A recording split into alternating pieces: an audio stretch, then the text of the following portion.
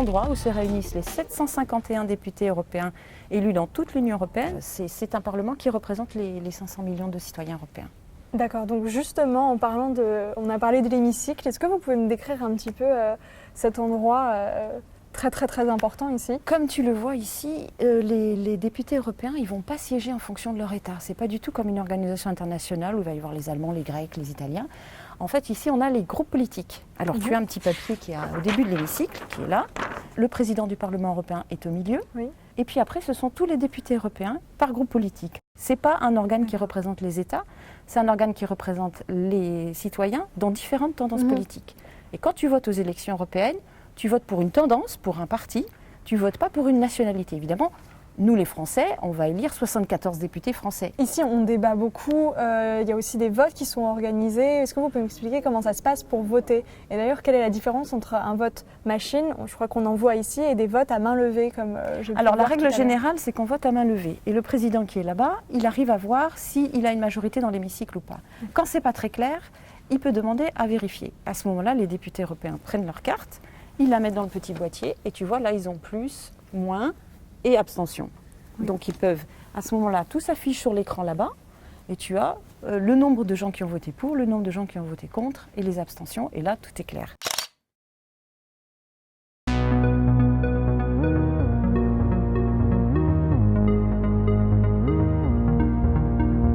Vous êtes députée européenne. Est-ce que vous pouvez m'expliquer très rapidement le rôle d'un député? Qu'est-ce que vous faites au sein du Parlement? Le rôle du député est un rôle législatif au niveau du Parlement européen. Le député, il fait les directives et les règlements qui vont s'appliquer dans les 28 États membres. Donc, les lois, ce sont les lois qui vont s'appliquer, qui vont faire évoluer l'Europe. Alors, un député européen est élu au suffrage universel pour 5 ans. Et vous savez que ce sont tous les citoyens inscrits sur les listes électorales qui peuvent voter. Ce n'est pas des directives et des règlements que nous faisons ici. Qu'est-ce que nous faisons? Nous nous battons pour la démocratie et la liberté, pour plus de démocratie et de liberté. Vous les jeunes, c'est vous, nos pays de demain. Hein? La recherche et le développement, c'est vous qui allez le faire. La dynamique économique de nos pays, c'est vous. La préservation de la liberté et de la démocratie, c'est vous. Voilà, nous travaillons pour vous.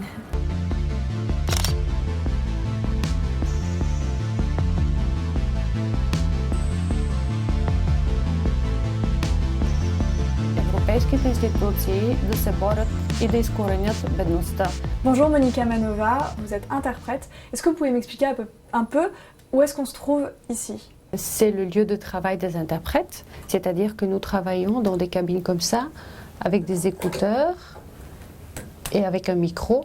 On doit interpréter presque en même temps que les députés. On doit interpréter leur discours et tout ce qu'ils disent. Vous traduisez quelle langue ici au Parlement européen? Je travaille de l'anglais et du français vers le bulgare. D'accord. Et quand il y a un député qui s'exprime en bulgare, par exemple, j'assure ce qu'on appelle le relais. J'interprète les propos bulgares en français et mes collègues dans les autres cabines me prennent en relais. Ça veut dire qu'ils prennent mes propos pour les interpréter dans leur langue respective. C'est un métier passionnant.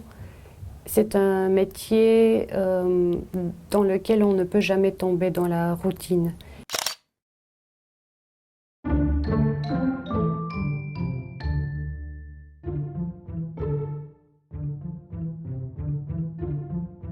Bonjour Pascal Feuillois, vous êtes le chef des huissiers. Est-ce que vous pouvez me dire, vous êtes à la tête d'une équipe de combien d'huissiers? Donc en fait, c'est vrai que je suis le chef des huissiers depuis maintenant 2 ans. On est à la tête d'une équipe de 60 personnes.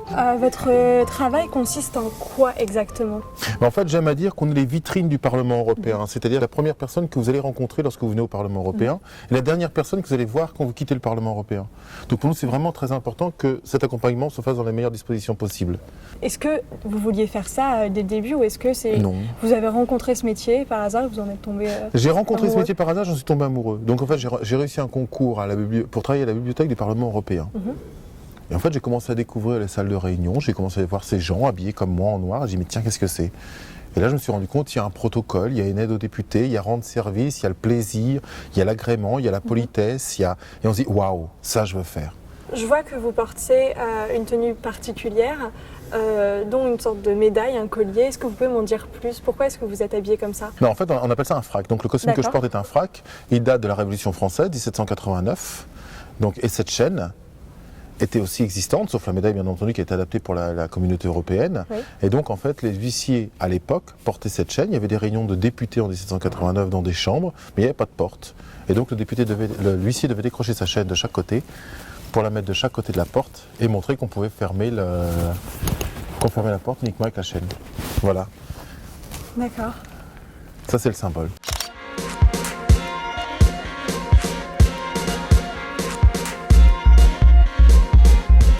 Bonjour, c'est Guillaume.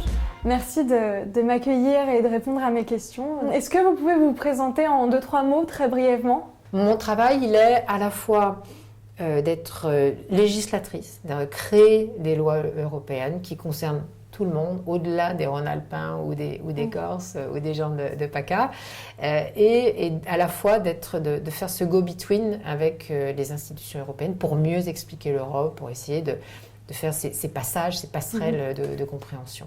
Et comment ça se passe, diriger une séance plénière à la place de Martin Schulz? C'est à la fois très impressionnant et en même temps on est très aidé, donc il faut aborder ça tranquillement.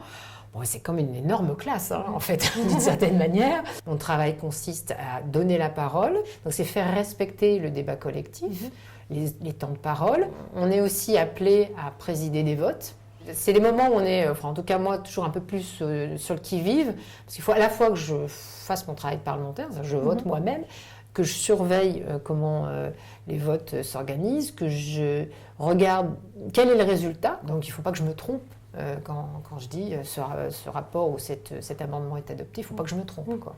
Je suis intéressée à apprendre, à alimenter mon cerveau avec de nouvelles notions, à rencontrer des gens qui ne font pas exactement la même chose que moi, heureusement, et qui donc ont une autre façon de voir les choses, confronter un point de vue. Oui, ça m'intéresse, le débat politique me passionne, et c'est ça que je trouve dans cette fonction.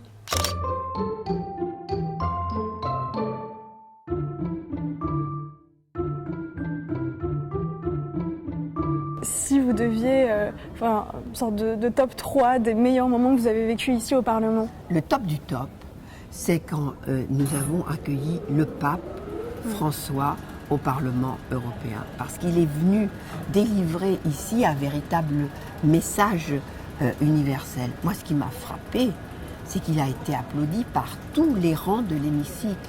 Standing ovation.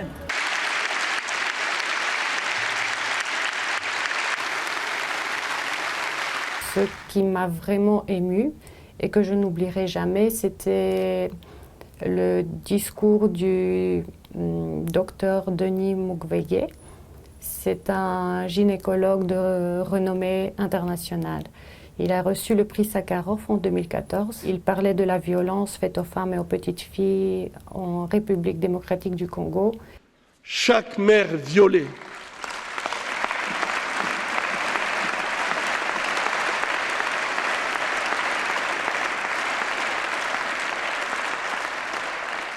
je l'identifie à ma mère, et chaque enfant violé, je l'identifie à mes enfants. Il nous a vraiment beaucoup émus. On avait la gorge nouée, les larmes aux yeux. C'était vraiment un moment que je n'oublierai jamais.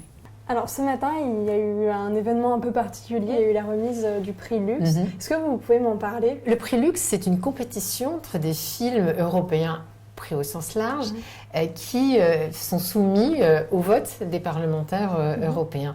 C'est, je crois, une façon de célébrer l'Europe autrement que par notre travail au quotidien ou l'aspect législatif de notre fonction.